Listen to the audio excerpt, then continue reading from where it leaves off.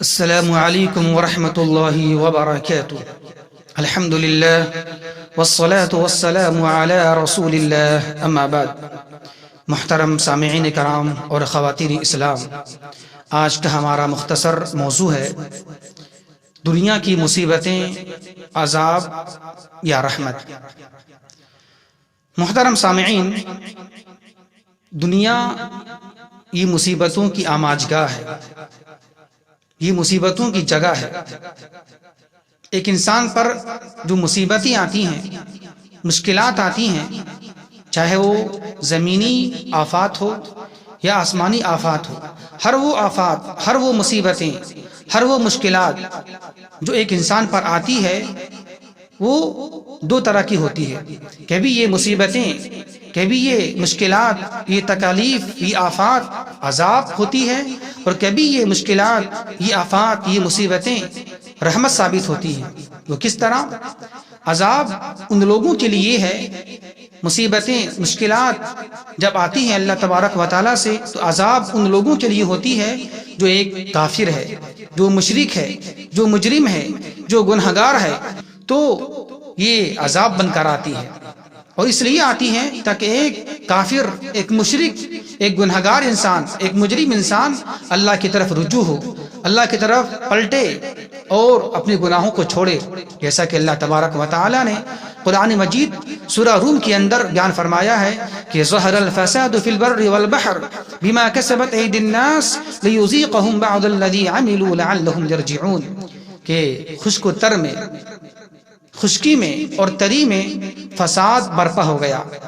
کیوں؟ اس لیے لوگوں کے کرتوت کی وجہ سے، لوگوں کے برے اعمال کی وجہ سے۔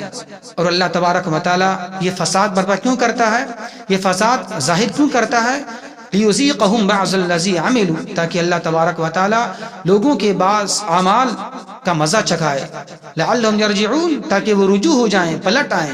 اسی طرح اللہ تبارک و تعالی سورہ سجدے کے اندر بیان فرماتا ہے وَلَنُذِيقَنَّهُم مِّنَ الْعَذَابِ الْأَدْنَىٰ دُونَ الْعَذَابِ الْأَكْبَرِ لَعَلَّهُمْ يَرْجِعُونَ، کہ ہم لوگوں کو قیامت کے بڑے بڑے عذاب سے پہلے دنیا میں چھوٹے چھوٹے عذاب کا مزہ چکھاتے رہیں گے۔ کیوں؟ لَعَلَّهُمْ يَرْجِعُونَ، تاکہ وہ رجوع ہو جائیں، تاکہ وہ پلٹ آئیں اللہ تبارک و تعالیٰ کی جانب۔ تو اس سے پتہ ہی چلا اگر مصیبت، مشکلات ایک کافر پر آتی ہے، ایک مشرک پر آتی ہے، ایک گنہگار پر آتی ہے، تو کیوں آتی ہے؟ اس لیے آتی ہے تاکہ وہ اپنے گناہوں کو چھوڑ دے، اللہ کی طرف پلٹ آئے، کفر کو چھوڑ دے، توحید کو مان لے، ایمان کو اپنا لے، بدعات کو چھوڑ دے، سنت کو اپنا لے۔ لیکن کبھی جب یہ مصیبتیں آتی ہیں اللہ تبارک و تعالیٰ کی جانب سے ایک انسان پر، اور ایک ایسے انسان پر جو مومن ہے، جو موحد ہے، جو توحید پرست ہے، تو اس کے لیے یہ مصیبتیں، یہ مشکلات رحمت ثابت ہوتی ہیں اور صحیح ثابت ہوتی ہیں۔ جیسا کہ بخاری کی حدیث ہے، جناب محمد الرسول اللہ صلی اللہ علیہ وسلم ارشاد فرماتی ہیں کہ جو بھی مسلمان کو مصیبتیں آتی ہیں، مشکلات آتی ہیں، غم تکلیف پہنچتا ہے، ذہنی انتشار اسے آتا ہے، تو اللہ تبارک و تعالیٰ اس مصیبت کی وجہ سے، اس تکلیف کی وجہ سے، اس ذہنی پریشانی کی وجہ سے اللہ تبارک و تعالیٰ اس کے گناہوں کو معاف فرما دیتا ہے۔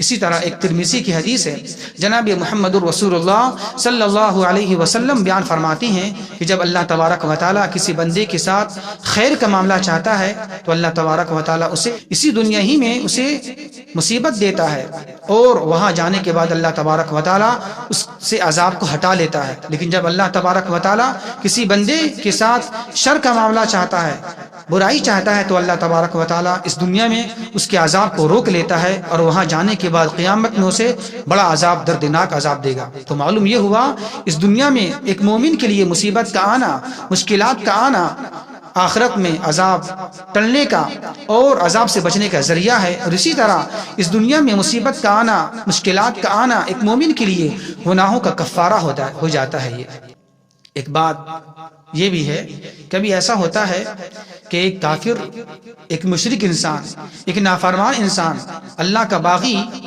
اس دنیا میں موج کرتا ہے، مستی کرتا ہے، ہر نعمت سے لطف اندوز ہوتا ہے، لیکن ایک مسلمان، ایک ایمان والا انسان نعمتوں سے بھرا بھر نہیں ہوتا ہے، نعمتوں سے مالا مال نہیں ہوتا ہے۔ ایسا کیوں ہوتا ہے؟ تو اس کا جواب اللہ تبارک و تعالیٰ نے دیا ہے کہ فلما نسوا ما ذکروا به فتحنا علیہم ابواب کل شیء، کہ جب لوگ اللہ کی نصیحتوں کو بھول جاتے ہیں، اللہ کے حکامات کو بھلا دیتے ہیں، تو اللہ تبارک و تعالیٰ اس پر ہر چیز کے دروازے کھول دیتا ہے۔ مطلب یہ ہے کہ اگر ایک کافر مشرک کو دنیا مل رہی ہے، دنیا کی نعمتوں سے مالا مال ہو رہا ہے، کفر کے باوجود، شرک کے باوجود، تو سمجھ لو یہ اللہ کا ڈھیل ہے، یہ اللہ کی نعمت نہیں ہے، یہ اللہ کے ڈھیل ہے۔ اس کا مطلب یہ ہوا کہ ایک کافر مشرک کو دنیا کا مل جانا، نعمت کا مل جانا، یہ رحمت نہیں ہے بلکہ یہ عذاب کی شکل ہے اور یہ ڈھیل ہے۔ اور اس سے پتہ یہ چلا کہ دنیا کے اندر مومن کو تکلیف کا آ جانا یہ اللہ کی رحمت ہے اور اللہ تبارک و تعالیٰ کی جانب سے ایک بہت بڑا ایک ذریعہ ہے گناہوں کا دھلنے کا۔ اللہ سے دعا ہے کہ اللہ تبارک و تعالیٰ ہمیں صحیح سمجھ کی توفیق عطا فرمائے۔ وما توفیقی الا باللہ۔ السلام علیکم ورحمۃ اللہ وبرکاتہ۔